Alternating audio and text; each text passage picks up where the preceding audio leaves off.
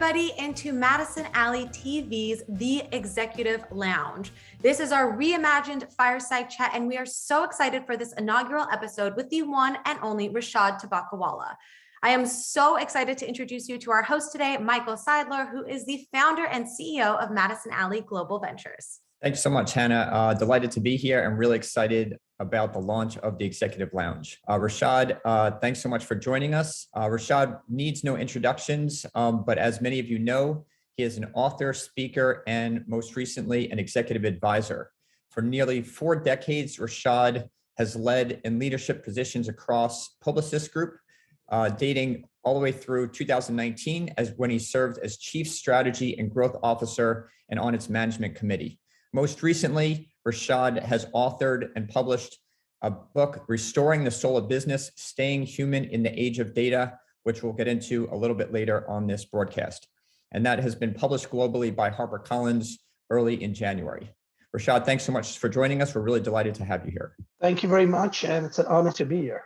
Great, terrific. Well, Rishad, anything that you have to drink in our executive lounge here? So usually at this time I would have a beer, but instead I have a Diet Coke. All right. Because as I mentioned, I am at the Publicis Groupe today and they do not have beer. That's right. Okay, great. Well, I myself have my pomegranate green tea. So it looks like we'll have a nice little chat here with our drinks. So with that, we'll begin with a brief intro and an overview of Madison Alley Global Ventures. As many of you know, we're a strategic M&A and capital advisory group. We've been exclusively focused on digital marketing, media, and advertising, technology, data, and services since our onset and founding about 20 years ago. And our mission is to build and realize premium value for clients in this sector. We're distinctly led by former CEOs and corporate development executives, strategic buyers, and investment executives from this sector. We're based in New York City with significant presence on the West Coast in the Valley and also San Diego, typically raising capital from $10 to $150 million, with M&A transactions from $25 to $500 million. We are pioneering a new and reimagining strategic M&A and capital advisory group, part of which includes Madison Alley TV, which are exclusive interviews and insights, the likes of leaders, luminaries, and distinguished founders across this ecosystem, and the exclusive elite network that we're building of those leaders, luminaries, and founders, Rishad being a perfect example of that. So with that, we'll jump into our agenda today. Really excited to uncover deep insights from Rishad and all his experience and publications. So we'll begin with the future. So first, we'll get a sense of Rishad's view of the future, the driving forces of that, and what the future may hold, and uncover within that change, how to manage change in these times, leadership in this modern era, how to grow purposefully, both individually and for organizations, talk about the Great Resignation and the era that we're living in today and all experiencing, and finally finish with Rishad's exceptional book, the New York Times bestseller, Restoring the Soul of Business, and we'll learn about all those insights. We'll actually finish up with some Q&A. So there have been really some thoughtful questions that have been submitted from our registered attendees, which we greatly appreciate. So without further ado, we'll first begin with an overview of Rishad's illustrious career. So over the span of over 4 decades, Rishad began his career at the prominent agency, which is part of Publicis Groupe, Leo Burnett. And then over the course of time, in the late 90s, was the president of Giant Step, which is one of the first digital marketing agencies at the time. We called them interactive agencies, as many of you will recall. Rishad then went on to lead Starcom IP. So he has lots of online media planning and strategy experience. Again, this was into the early 2000s. He then became the Chief Innovation Officer of Publicis Groupe Media and the chair of Digitas, LBI, and Razorfish, which I believe was part of Viviki also, which Rishad was instrumental in founding and branding. Over the course of a decade, from 2010 to 2020, Rishad was a Chief Strategy and Growth Officer across all of Publicis Groupe, and then most recently or early last year, published and globally distributed the book that we'll get into, Restoring the Soul of Business. And for the last year or so, Rishad has been an executive advisor to Fortune 500 executives and also advising growth capital and investment firms such as Growth Catalyst Partners, Greycroft, and technology companies like Crisp and Trendline. So with that overview, we'll now jump into some of Rishad's really interesting insights. So Rishad, let's begin with the future. And with that, you've written really interesting thoughts on driving forces that will give us some visibility into the future. So could you talk about the forces that will drive into the future? Absolutely. So the world's best futurist was William Shakespeare. And William Shakespeare in Julius Caesar says, take the current when it serves or prepare to lose thy ventures, which basically means while it's hard to predict the future, it is relatively less hard to predict the trends that will drive the future. Mm-hmm. So if you can align yourself, your business, or your teams with the trends that will drive the future, the likelihood is that you are more likely to succeed in the future. In my book, I wrote about 3 trends, and now I've added a 4th one. Mm-hmm. So there are 4 trends which are unstoppable and which I advise everybody, whether you're a CEO of a company or an emerging student, Mm-hmm. to align yourself with. And the first one is multipolar globalization. Mm-hmm. That globalization is unstoppable, that sometimes when you hear about it from The Economist or the Wall Street Journal, that it's coming to an end. The only thing that's coming to an end is a United States, Western Europe dominated globalization. And this whole idea that China and India and all the others needs permission to be playing on the global stage is ridiculous. Mm-hmm. There's only 700 million people in the West, in Western Europe and North America outside of Mexico. Yep. And 7 billion people in other places. So multipolar globalization is happening. That's one. Mm-hmm. Second is pretty much everywhere in the world, there are 3 massive demographic shifts. And 2 of them are similar in the world, and one is a little bit different than in some places versus the other. Let me start off with the one that's a little bit different. And most of the world, with the exception of Africa, and to a certain extent, India, most of the world is aging really fast and populations are declining. So the recent number out of Italy, it takes about 2.1 children per mother to basically keep population the same. Mm-hmm. The number in Italy today is 1.1. Okay, the number in Korea is 1.3. Yeah. China, because of their one-child policy, is now desperate. India's population is likely now to peak at 1.4 billion earlier.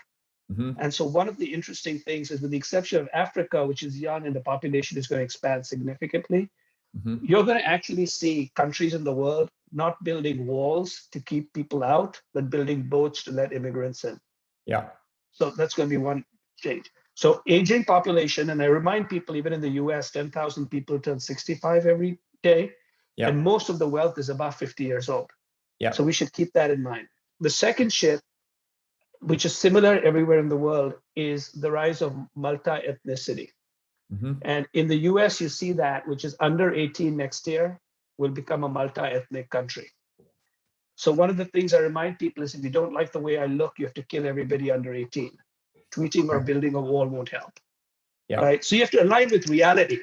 As I tell people, gravity doesn't care whether you tweet about it and you like it or not. If you jump out of the window, you're dead. Right. Align with it. It exists. Right? Which is a key thing. The third force is the difference between urban and rural areas. And this is true everywhere. It's true in the US. It's true in where I used to work. Obviously, the company I used to work, still associated with, in France, with the yellow vest exception.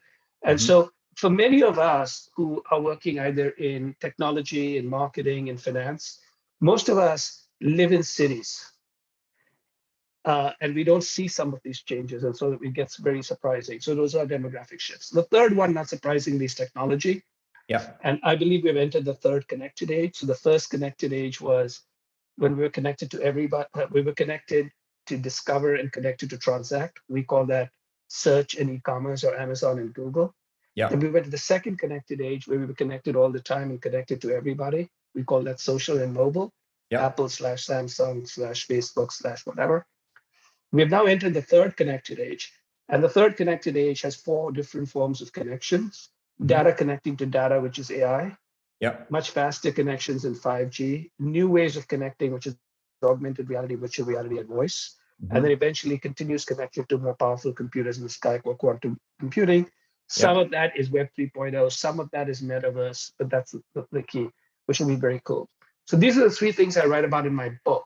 Yep. The fourth one, Mhm. which is going to be has as much impact as the first three, Mhm. is the long-term implications of COVID-19. And in effect, COVID-19, I wrote about this in May of 2020, where I said this was going to be long, and would have major impact. It's 6 weeks into it. Remember, we thought it was only going to be a 6-week problem? It's Yeah. 2 years and counting. And what has happened is our mindsets as individuals, as businesses, as a society has completely reframed. So I remind people, all our minds are like a champagne cork. Once they're out, you can't fit the champagne cork in. Right. And many people in management keep talking about going back. There is no going back. So Yeah. those are the key trends. So we have contracting population, right? Much greater, connectivity. Yes. 5G. We'll get into how work is now more distributed. The aging population. So it'll be interesting. So we'll talk about the future in a moment, but just you're already setting the stage for as talent becomes scarce and hard to come by, and population is contracting. It's already clear that organizations will continue to be challenged to find talent in a contracting population and in an aging populations. Yes. So with that, how is it that you see the future? What are probabilities, or how do these driving forces start to give us visibility into what the future can be? First of all, there are going to be 4 industries that are going to dramatically change. Let's look at the United States. So about just over 40% of United States GDP is in 4 industries: healthcare, finance, education, which is a big part of it, and what we're basically seeing, if you look at healthcare, you look at finance, you look at education and automobiles. So those 4, those 4 account for about 40 to 45% of US GDP. All of those are going to have the most dramatic changes for 2 reasons. One is the power of the third connected age, AI, new technologies. And the second is the impact of COVID-19, right? You take those 2 and you're beginning to see something that you've already seen. So for instance, if you look at the automobile segment, that entire category has now decided that the automobile is the razor, and they're going to make all their money on the blades.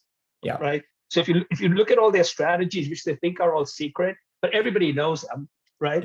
Is they're going to try to sell you the automobile and then sell you all the services, including unlocking things over time. That's number one.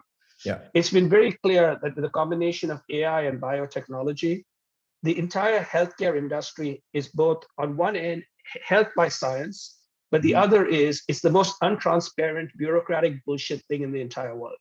Yeah. Right. And that's going to come to a massive end because no one can subsidize that nonsense. So that's the healthcare. Financial technology, I believe, is going to change dramatically. Even before blockchain and crypto, you were already seeing the impact of a Square, a PayPal, a whole bunch of other things. What I basically reminded banks is, instead of the bankers trying to get people back to the companies, think about the future of money versus putting people back in the gilded cages. Nobody wants to go there. Yeah. So where the future of finance is.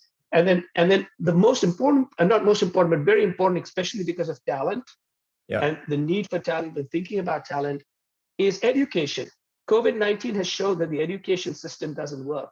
Most of the time, we're putting money not in people's minds, but in buildings and football fields, right? And in administration. Makes no sense. So those 4 are going to be dramatically different because of these 3. I also expect, to a great extent, you're going to have new laws of governance. We have to sort of recognize that today, the laws of governance are dated 1950.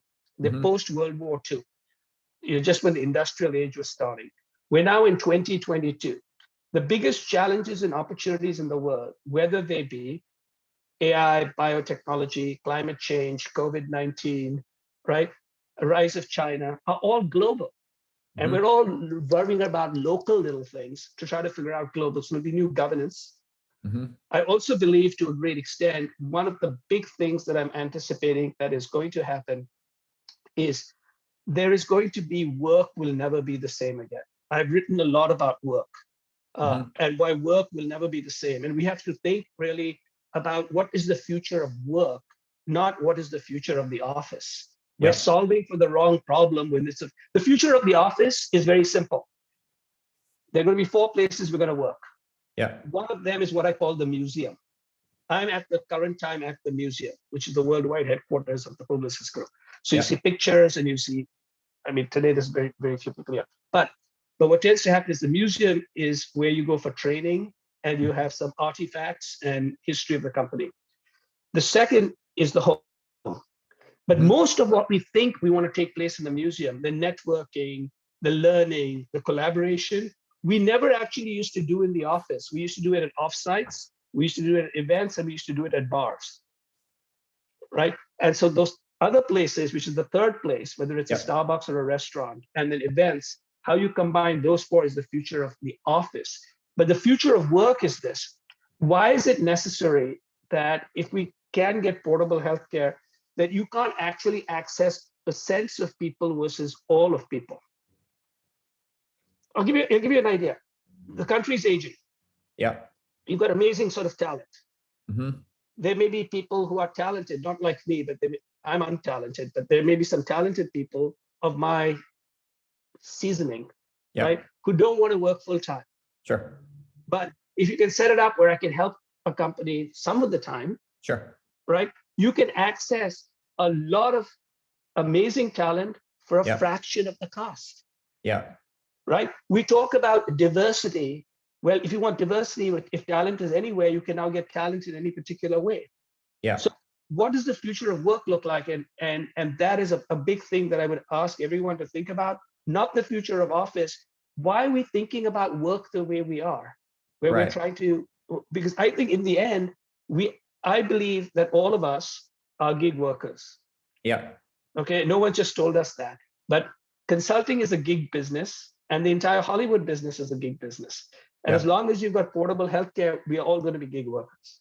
So you're also, I think, implying that not only people of different generations, but the whole entire workforce, fractions of our time can be organized in technology, can enable us to be organized and to take and enable that we don't necessarily need global consulting organizations and partial times in such a formal, organized way, but technology can enable our expertise in a distributed network. Yes, and obviously many of the existing companies will leverage some of these. So I'm not saying they're going, they'll adapt. But there's going to be a lot more opportunities to plug and play and do different things. And everybody wants to know where the next Silicon Valley is or the next Bangalore is. It's in the cloud. And one of the reasons why a lot of people don't want to go back to work, besides health, all kinds of health issues and flexibility issues, is 20% of everybody today is doing a side job even when they have a full-time job. Okay.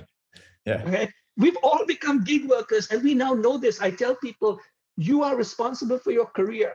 Do not let somebody else be responsible for your career. And by the way, I've been loyal to the same company for 37 years because I was responsible for my own career. Okay, great. So let's segue into our next question, because there's a lot to unpack here.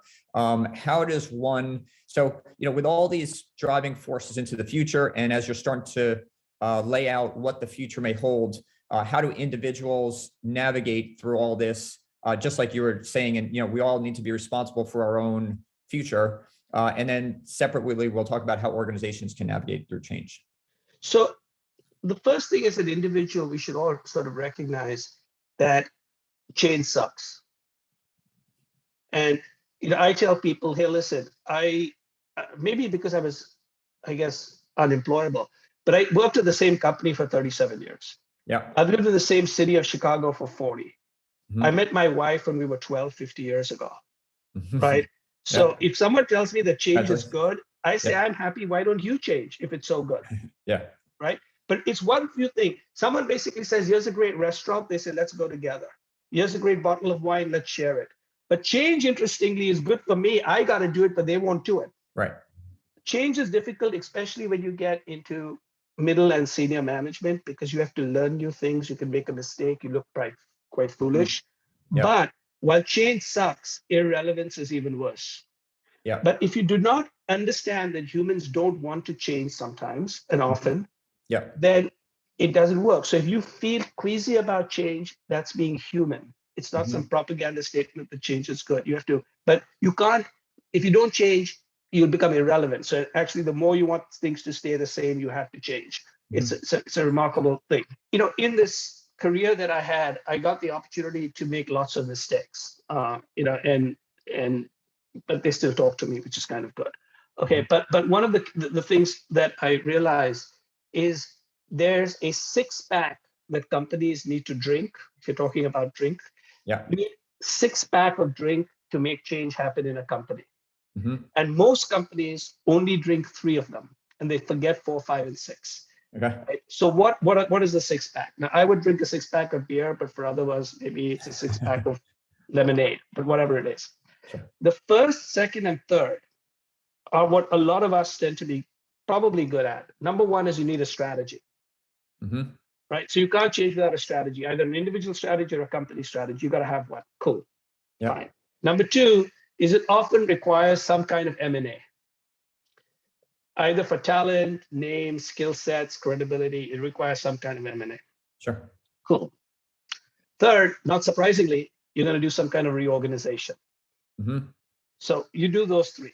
Now, usually companies after those 3 put out a press release, make balloons and posters and T-shirts, and off we go. Yeah. Rarely works. If you only know those 3. Those 3 are important, Yeah. but rarely works. It's 4, 5, 6 you have to also do for it to work. Okay. Number 4 is, can you please explain why this is good for the people? Right? So I always figured this one out. I would be in a boardroom. We'd come up with this fantastic strategy. Okay, I was the strategist guy. Sure. Then I'd work with Maurice and others, and we go buy ourselves a company. We do a whole bunch of other stuff. Sure. But you know, Michael Tyson said, and apparently it was Joe Louis and not Michael Tyson, that everybody has a plan till they get punched in the face. I believe every leadership team has a strategy, but people get in the way. Right? We've never factored people in. And as a result, why is it good? So if I say it's good for the Publicis Groupe, they'll say, what the hell? What about me? And if I say, well, because you work at the Publicis Groupe, they'll say that isn't enough. Right. Yeah. So why is it good for me? That's number one. Number 2 is, how will you incent me to behave differently? Right. And if you show me someone's incentive plan, I'll tell you whether their strategy is going to work or not. Yeah. Right. So Condé Nast, for the 15th year later, they're still trying to do the same shit, but they should have been done 15 years ago. But for the first 12 years, they were selling pages, and they were incentivized to sell pages. Makes no sense. So if you don't change the incentive plan, it's not going to work. And the last is, how am I going to learn these new skills? Where's my training program? So if you do not have, why is this good for me, change the incentives and have a training program, you're not going to get change in an organization. The first 3, while very important, strategy, M&A, and reorg, are not enough. But the interesting thing is, most of us like the first 3 because they are data-driven, require spreadsheets, and are not messy. Right. 4, 5, 6 is blood on the streets messiness. Yeah. Which we don't want to basically do. But unless we do all 6, change will not happen. Right. So really interesting. Let's talk about some of these. So incentives. So incentives at all levels, because you can be incentivizing the managers or the leaders, but not the people that are actually affecting the decision-making and the behavior. Is that right? And the training and all this, you know, how widespread do these things have to be distributed? So I truly believe that it has to be widespread enough to, definitely the training should be available for everybody in the company, but different people get trained in different things, which is number one. When it comes down to incentives, definitely the incentives of the key people who have to change incentives is middle management, even more than senior management, because middle management, right, makes the company work. And they can basically say yes, yes, yes to senior management and pretend. So middle management is clearly a big part of it. And then when it comes down to why is it good, it's got to be good for everybody. Yeah. And oddly, one of the most important things is the way to associate it is, and I used to have a pretty good record of attracting and retaining talent. Mm-hmm. And the way I would do it is I would convince them that if they worked on these new things, Mm-hmm. they would be more valuable outside the company. Yeah. It was good for them because they would have modern skill sets that would be in great demand. Yeah. Even though it was hard to do, and we would provide training. Yeah. Right. And so my whole thing was, it's good for you, it's good for your future. Mm-hmm. And therefore stay here because we can help you do it. Yeah. But that we sometimes forget. We only think about ourselves, which is very hard for most people to cope with. So I'll ask you a question, which we'll actually get into a little bit further, but how do you feel about things like vision and inspiration, and how important you talked about strategy, and all the kind of, all the mechanisms to create change? How important is, inspiration, vision, to emotionally drive people to change behavior? So those are extremely important, and that kind of segues into the next area of leadership. Yeah. Because in effect, one of the things I've studied is, one of the chapters in my book is about change sucks. And a lot of what I did in my book was not just my own experience, which is limited, or the experience that I learned all over the world with clients, but I studied for 2-3 years on what different companies were doing. And one of the keys is about leadership. And there are 6 components of great leaders. And I've narrowed it down to just 6. Or it could be 6 too many, but there's 6. And here are the 6. And the biggest thing here is this: you can be a leader without a single person reporting to you. Yep. Right? And because people follow people, they do not follow titles. It's only people who have all highfalutin titles like myself, they think people follow titles, but they will genuflect because we can fire them. But outside of that, they'll laugh at us on Glassdoor and they'll laugh everywhere. But so people follow people, they don't follow titles. So what are the 6 things that are leaders? The first thing that are extremely critical about leadership is competency. You can't be a leader unless you know what the shit you're talking about, right? So I couldn't be I faked people that I knew about digital and media, but I couldn't fake people about medicine because I didn't learn up with medicine. So you have to be competent, and your competence has to continue to be relevant to the times. So if someone talks to me about radio buying, I bought radio, but that's not the way the world works anymore. Okay, so that's sort of one. So one is competency. The second one is time management, but a very different kind of time management. As a leader, you have to figure out how to allocate to today and how you can allocate to tomorrow. And if you over allocate to tomorrow, you won't make your number, you lose your job. If you over allocate to today, you won't get to tomorrow. But one of the key things in allocation to tomorrow is, I suggest to people, there are 3 different things. There's budgets, human attention, and talent. Yeah. And you want to probably put most of your budget on today. Yeah. Right. But you want to put a significant enhancement of your time and some of your best talent on tomorrow. Yeah. Too many companies take some of the people they don't know what to do with, and they say you're in charge of tomorrow. Yeah. Right. But if tomorrow is your child, it's the equivalent of basically giving your child in charge of somebody who's incompetent today. Mm-hmm. Right. So time management. The third one, which is extremely important, is trust. Mm-hmm. Yeah. And trust obviously can be earned over time, but a way to earn trust quickly is basically sharing what your intent is and being transparent about how you're going to get there. Yeah. So if it's very clear what you're trying to do and how you're trying to do it, you can earn trust relatively fast. Obviously, trust is earned over time, but it can be earned fast. Those 3. Mm-hmm. Now, 4, 5, 6 are a little bit more right brain. These 3 are a little bit left brain because it's, here's what I'm trying to do, here's clarity, here's how I'm allocating, here's what I'm good at. 4, 5, 6 are also very important. The 4th is empathy, which is thinking about other people. Mm-hmm. The 5th and 6th are underestimated. Mm-hmm. The 5th is vulnerability. And that is the ability to say you don't know when you make a mistake, or for people to come and talk to you. So one of the most popular chapters in my book, in a piece I wrote, Yeah. is simply called The Turd on the Table. Okay. Right. Yeah. And the turd on the table is, many of us, when we used to sit in offices around meeting rooms, there was something brown and moist on the table. And all of us pretended it was a brownie, but it was a piece of shit, but nobody called it out. Right. So Wells Fargo opened fake accounts. Boeing shipped software that wasn't ready. Yeah. Everybody knew what the shit was going on, but nobody named it. And part of it is because the culture was, if you spoke up, you'd die. Right. You'd lose your job. So this whole idea of I can make mistakes and how do you solve things is very, very important. And a lot of what I did over my last 10 years, if I did anything, was basically Harris, Jack Tools, and Maurice Levy. That was right. I'd go in there and come this close to getting thrown out by basically saying, why are we doing this shit? It makes no sense. Right. Okay. Now, most of the time it did make sense, but it was a part of it. So that's part of it. And the last one is inspiration, which we also underestimate. And that is because, as Blaise Pascal, the philosopher, said, people choose with their hearts and they use numbers to justify what they just did. Yeah.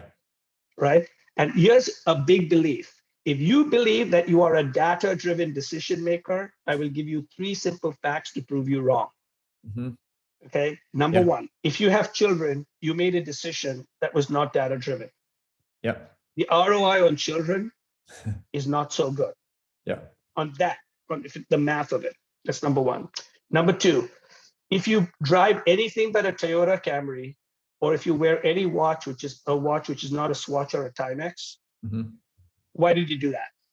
Look around you. The number one most valuable company in the world is Apple. The number one most European company is LMVH. They've got nothing to do with data and everything to do with desire, inspiration, design, provenance, and storytelling, right? And by the way, if you're a totally data-driven decision maker, you're going to lose your job as soon as AI takes over. Right.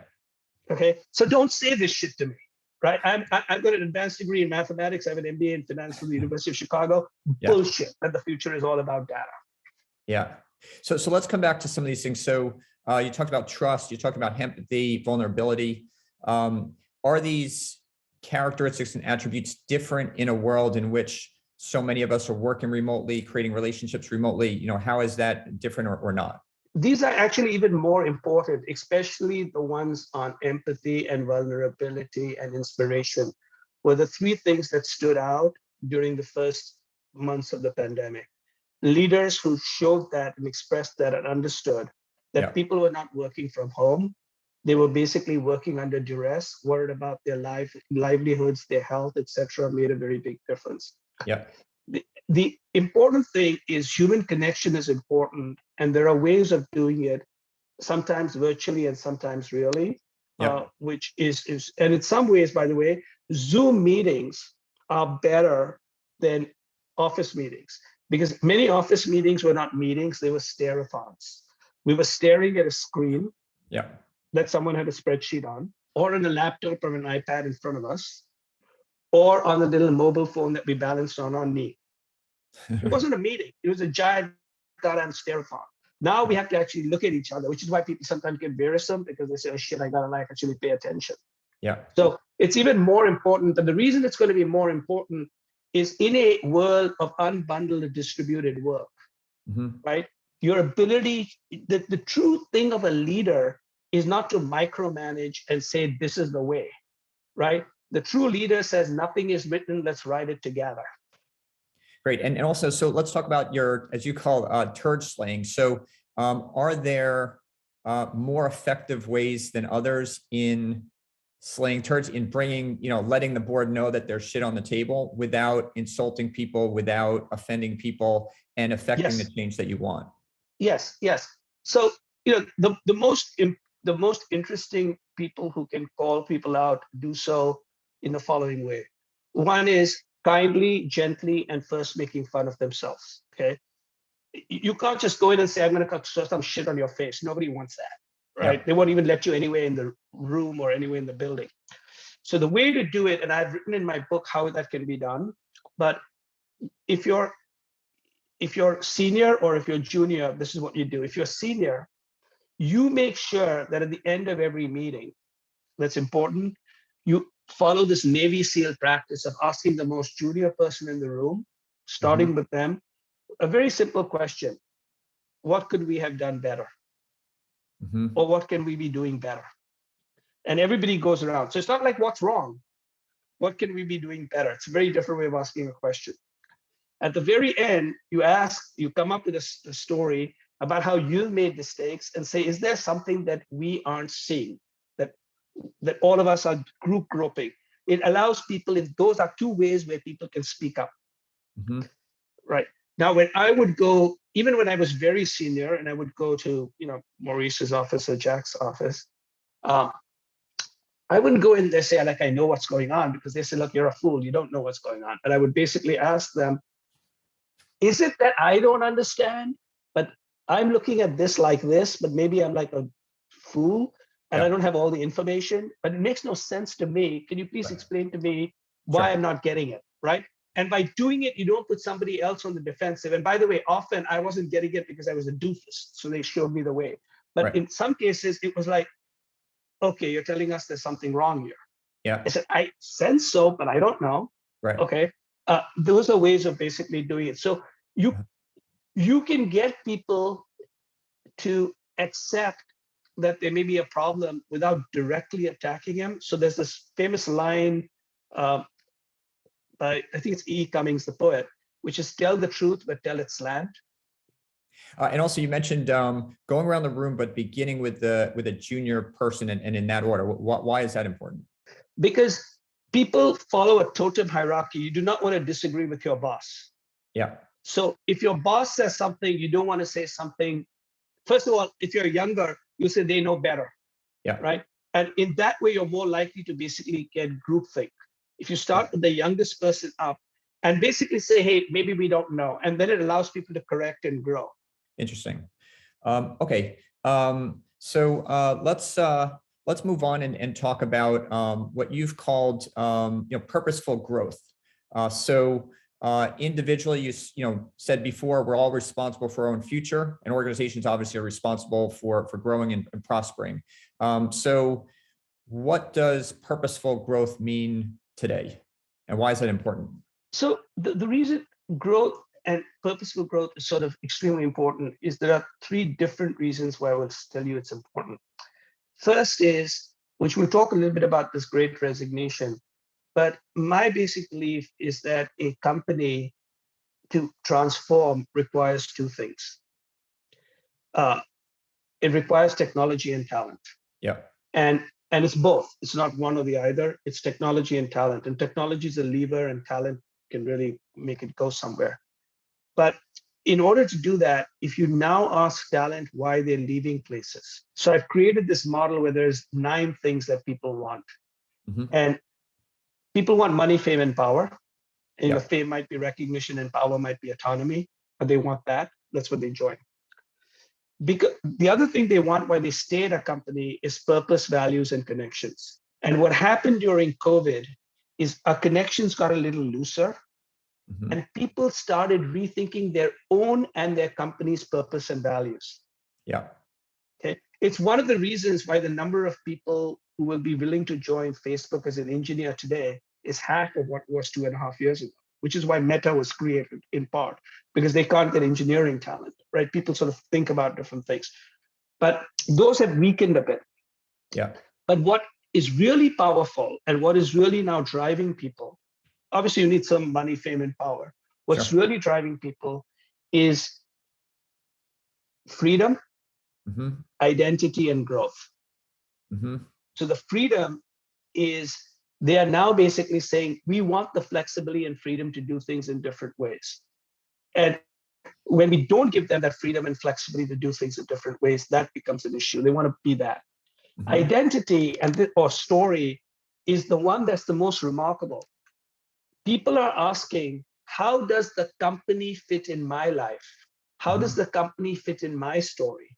Not how do I fit in the company's story? And as you know only too well, most of our careers will be lasting 40 to 50 years. Yeah. And the average company in the S&P 500 only lasts 14. Right. So how does your company, however this huge company is, how does it fit in the story of my life versus me fitting in the story of life. But the driving force, which you're hearing from people, is how do I grow as a person? How do I grow my skill sets? And how do I remain relevant in a changing world? Yeah. And so growth is that. And obviously there is growth as a person, growth in your skills, growth in your connections, all of those kinds of stuff. So growth is very important, because if technology is important and talent is important, both of those are growth drivers. Yeah. That's one. The second reason for growth is the day you stop learning is the day you start dying, right? So there was this famous movie, The Day You Stop Living is the Day You Start Dying. Well, how about this? The day you stop learning is the way you stop dying. And the reason why this is important is a lot of people are somewhat surprised that I'm still managing to figure out what's going on. But I remind people, my Twitter handle is @Rishad, and I was running 10,000 people companies, and I didn't have to be an early adopter. Because everybody says, like, why? Right? Why? And my whole stuff is you have to keep learning. Some of the stuff makes no sense. I would hang out in second space or whatever. But the stuff basically was you needed to learn. And 2-3 years later, many of my colleagues were asked off their business by their clients because clients wanted people who knew what the future was, right? And that learning becomes very important. That's why I started my Substack, because I wanted to learn how that worked. And so if you aren't willing to spend an hour a day learning, you know what will happen? Buzzword bingo. You will start talking about the following things: disruption, cloud, data lakes, all these bullshit terms. Okay. And I ask these people, what does it mean? And it's, again, buzzword bingo. Do you know how it works? Have you seen it? Do you know what has happening? No, you can't fake it, because there's a generation of people, including very smart clients, people who we do business with, who will spell it out in a moment. And so you have to do the hard stuff of learning. The second part of growing, which is also important, is to build a case for the exact opposite of what you think is true. A, because we are senior management, and B, because we're now living at an age where we select our friends, we select our, whether it's Fox or CNN, all our feeds are algorithmized to us. We start believing our flatulence smells like Chanel 5. Okay, and that's the beginning of the end. So growth is building the case for the exact opposite of what you think is true. And the third one, growing, is actually doing. So the first two might be learning and thinking, is doing, right? And when you do, you learn incredible things, which is what I learned from my Substack, right? So I started this to experiment. And all of a sudden now I have 25,000 readers every week. And those are very important things to think about. So how do you, or what advice would you give to our audience in terms of how to change the mindset? We're all set in a mindset, as you said, that, you know, we're set on our mindset on what we think is right. And so you're talking about learning, being a constant learner, being constantly growing. But how do we put our mindset, how do we become change, enable change within our own mind and be more open-minded into learning and even accelerating our learning, being early adopters like you are? So for most of us, the example I basically give is I give two sets of example. One, not surprising, and so my agent, who got me, so he's the same agent of the lady who wrote Growth Mindset, the book Growth Mindset, and that book became particularly refamous when Satya Nadella, when he took over Microsoft, gave that book to his executive management. And he says, we're going to go from a know-it-all mindset to a learn-it-all mindset. That was his line, right? But here's what he did, and this is very, very important. And this is what when I speak with senior management all over the world, I say it like this. What did he do? The first thing he said was, talent matters. We're living in a connected and collaborative world, and we've got to get rid of stack ranking. So they would fire that bottom 10%. So if your bottom 10% is going to be fired and it's based on these metrics, people are not going to talk to each other and not going to collaborate. So he says no more stack ranking. That's number one. If you listen to Steve Ballmer, who's obviously is also talented, he would jump up and down saying Windows, Windows, Windows. Right? Well, the window became a cage that you look through. Yeah. So he got rid of the Windows division. There is no Windows division. And so part of it is letting go of things you think are really important, besides your life and the people who you love, etc., and your ethics. Yeah. Let it go. Yeah. Go to Disney World and listen to that song, Let It Go. Okay. Yeah. But what basically happens is sort of let it go.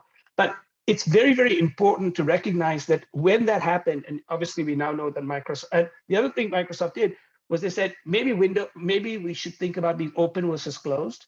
So he bought GitHub. He Yeah. bought a whole bunch of stuff. So interestingly, the company that's best set for the future of Web 3.0 isn't Meta, it's Microsoft. Microsoft is years ahead. Yeah. Okay. And so what tends to basically happen is I do that as an example to senior people like yourselves and others who might be listening, saying, look, this drives major market capitalization. Right. Of course. Yeah. It's nice to do. It actually makes money and it drives Yeah. major capitalization. But the other reason is I believe that successful people cannot be beaten. Yeah. Successful people beat themselves, right? And they beat themselves when they stop learning. So with that, I want to allow enough time to talk about your book.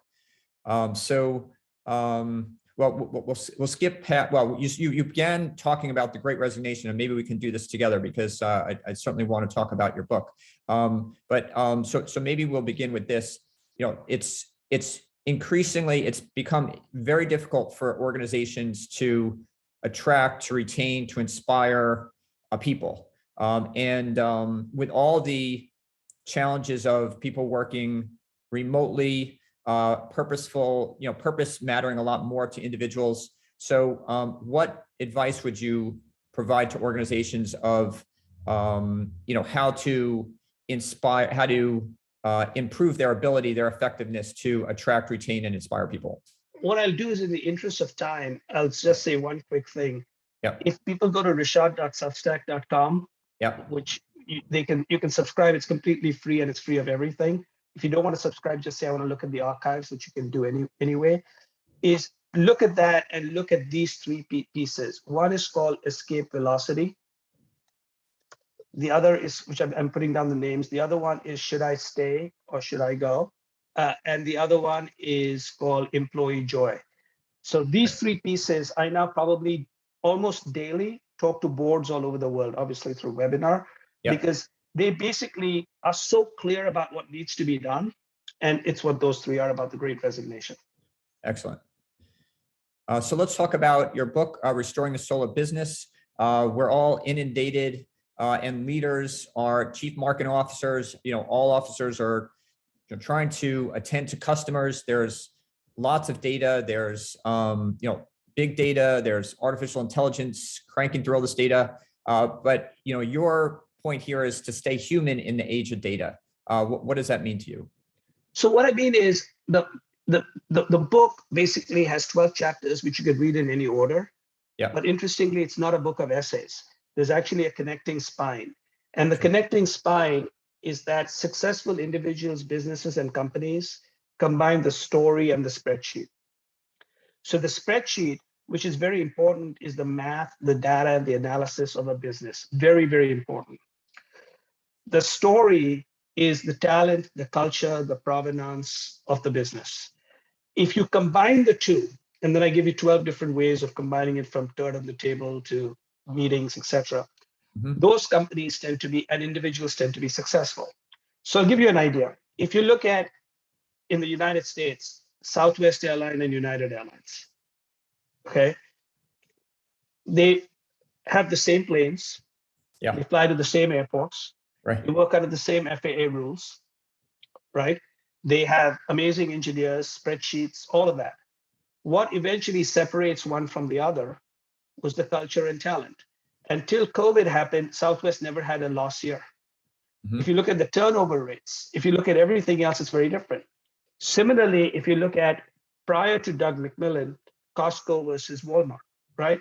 But if you skew only towards the data, you end up with Wells Fargo, where you start opening fake accounts. Right. But on the other hand, if it's all about story, you end up with WeWork, which gets high on fumes without any math or rigor under it. So the underlying fundamental of the book is how do you combine it and recognizing the importance of talent. Now, a lot of people thought I wrote this book after COVID, because when you read the book, it's almost like I thought COVID was going to happen.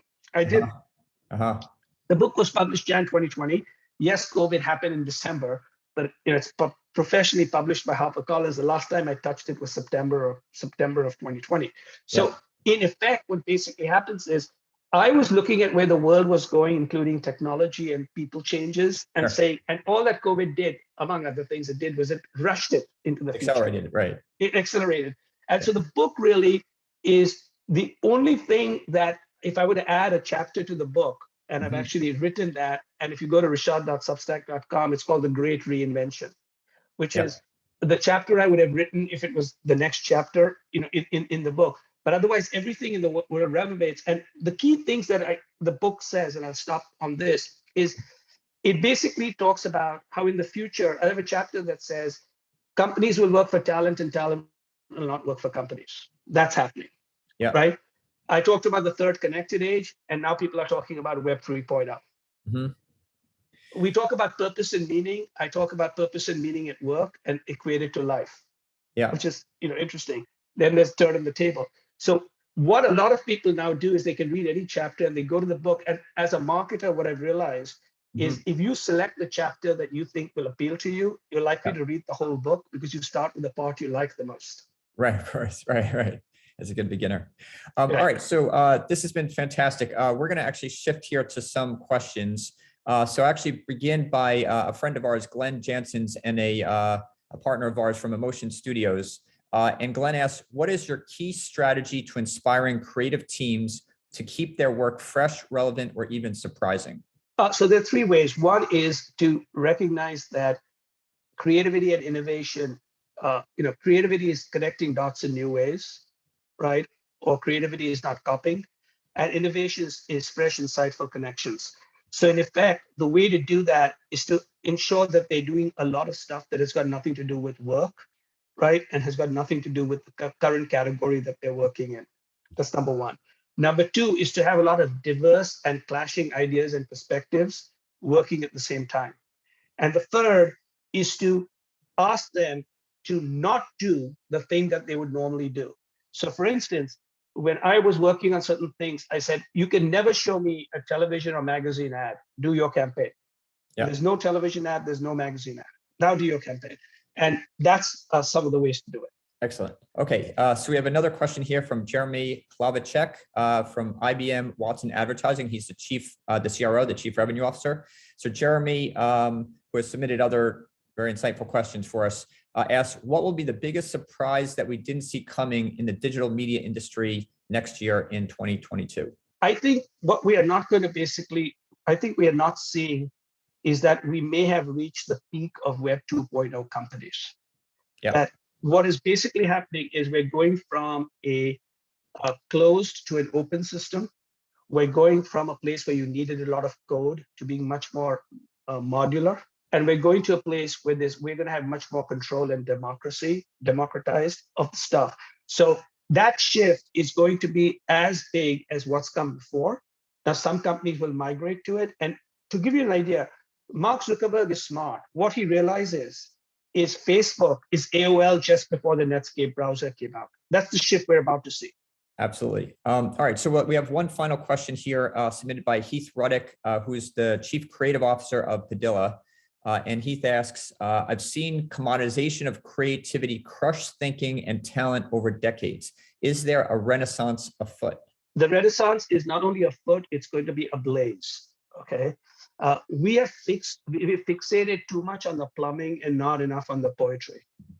And we're about to enter the creative age. And part of the creative age, in my most recent, or 2 weeks ago, I wrote something called, the new age of creativity, where I combined a homage to Virgil Abloh, who was a designer at Louis Vuitton, with a understanding of how creative has become the separator for value in companies, if you actually think about it, right? Including creative financial engineering or creative strategies.